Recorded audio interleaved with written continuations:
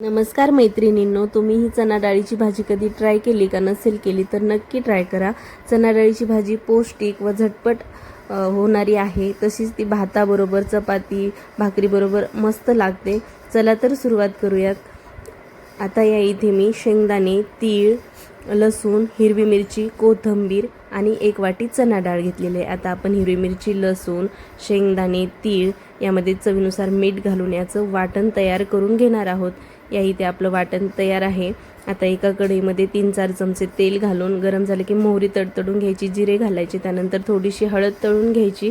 आता यामध्ये आपण बनवलेलं मिरची शेंगदाण्याचं वाटण घालून हे तेल सुटेपर्यंत शिजवून घ्यायचे आणि कन्सिस्टन्सी ॲडजस्ट करून यामध्ये पाणी घालायचे। आता आपण स्वच्छ धुवून घेतलेली चणा डाळ घालून घेणार आहोत।